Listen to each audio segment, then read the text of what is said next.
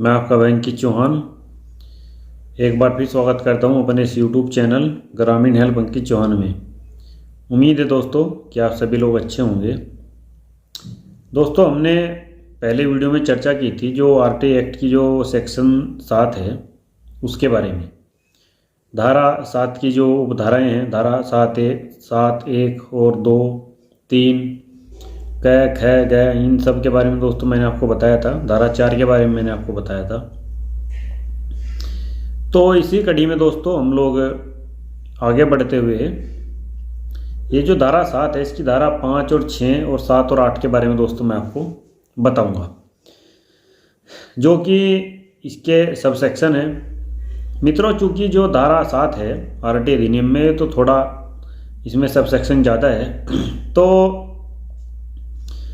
सभी sub section के बारे में जानना आप सभी के लिए दोस्तों अति आवश्यक है, ताकि आप सभी लोग इसके बारे में जान जाए, समझ जाए कि जो ये धारा 7 है इसके जो उप सेक्शन है यानी कि उपधाराएँ हैं वो क्या कहती है। अब दोस्तों देखिए,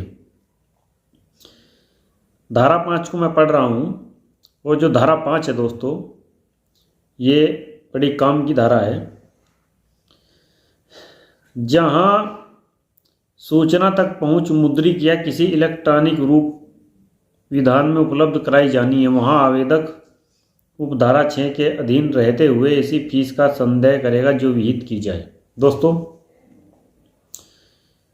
मान लीजिए आपने कोई सूचना मांगी है और वो सूचना आपने इलेक्ट्रॉनिक माध्यम से मांगी है, यानी आपने कहा कि साहब हमें सूचना जो है पेन ड्राइव में दी जाए या फिर हमें जो है सीडी में जो है इसकी वो दी जाए।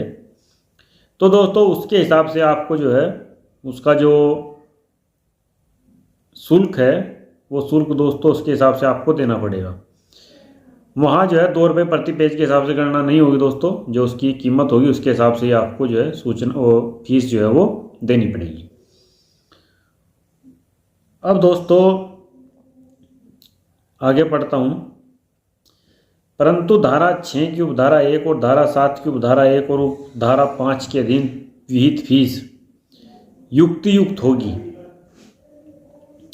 और ऐसे व्यक्तियों से जो गरीबी रेखा से नीचे हैं, जैसा समुचित सरकार द्वारा अवधारित किया जाए, कोई फीस प्रभारित नहीं की जाएगी। अब दोस्तों यहाँ पर देखिए इन्होंने अब क्या कहा है।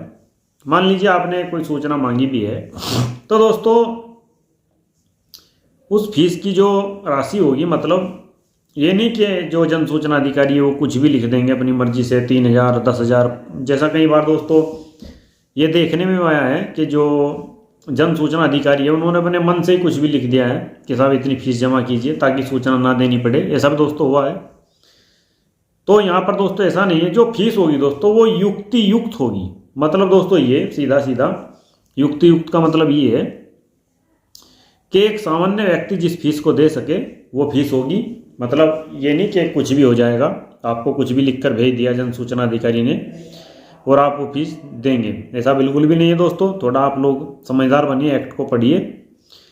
अब दूसरी बात जो दोस्तों इसमें लिखी गई है वो ये है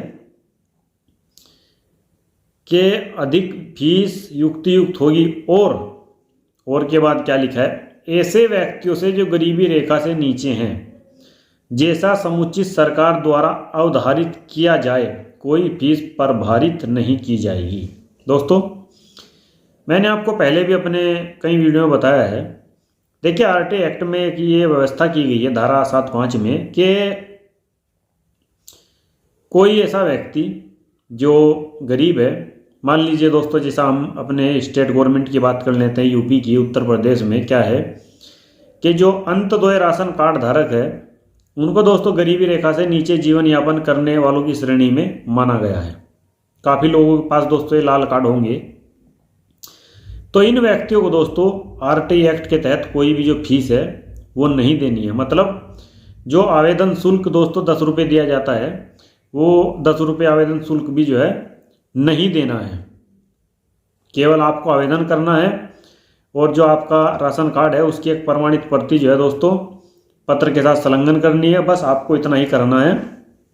इसके अतिरिक्त आपको कोई भी फीस जो है नहीं देनी है।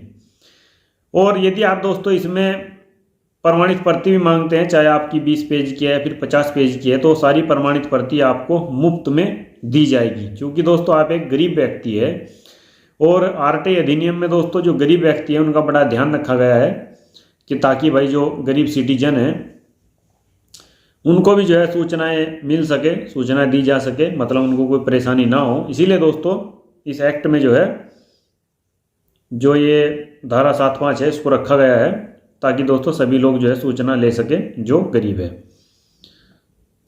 वहीं दोस्तों इस एक्ट में एक बात और कही गई है, इसको भी मैं आपको जो है पढ़कर बता देता हूँ। 6 उपधारा 5 में किसी बात के होते हुए भी जहां कोई लोक प्राधिकारी उपधारा 1 में निर्दिष्ट समय सीमा का अनुपालन करने में असफल रहता है, वहां सूचना के लिए अनुरोध करने वाले व्यक्ति को प्रभार के बिना सूचना उपलब्ध कराई जाएगी। अब दोस्तों ये क्या है धारा 7(6) दोस्तों ये क्या कहती है, जरा इसका सुन लीजिए आप। दोस्तों जो लोग गरीब नहीं है, मतलब जो सक्षम है, मान लीजिए आपने कोई सूचना मांगी, कोई आरटीआई आवेदन दायर किया, अब 30 दिन दोस्तों बीत गए हैं, आपको कोई भी सूचना नहीं मिली, कोई भी प्रत्युत्तर नहीं मिला, यानी कोई रिप्लाई आपको नहीं मिला है। और 30 दिन के बाद दोस्तों जो पीआईओ है, जन सूचना अधिकारी है, वो आपको पत्र भेजता है कि साहब आपकी सूचना जो है 30 पेज की है और आप हमको 60 रुपये दे दीजिए, मतलब 60 रुपये की फीस जमा करा दीजिए कोषागार में, तो हम आपको एक प्रमाणित प्रति दे देंगे। काफ़ी मित्र तो दोस्तों ऐसे हैं, काफ़ी लोग इस धारा के बारे में नहीं जानते और फीस दे देते हैं और उसके बाद दोस्तों जो है वो सूचना भी ले लेते हैं। लेकिन दोस्तों यदि 30 दिन की समय सीमा पार हो गई है तो आपको कोई भी फीस नहीं देनी है, आपको सीधा लिखना है। चूँकि आरटीआई एक्ट की धारा 7(6) में प्रावधान किया गया है यदि 30 दिन के अंदर जन सूचना अधिकारी कोई सूचना नहीं देता है तो इसके बाद जो है जो आवेदन करता है वो इस धारा के तहत सूचना लेने के लिए मुफ्त में जो है दोस्तों अधिकारी बन जाता है।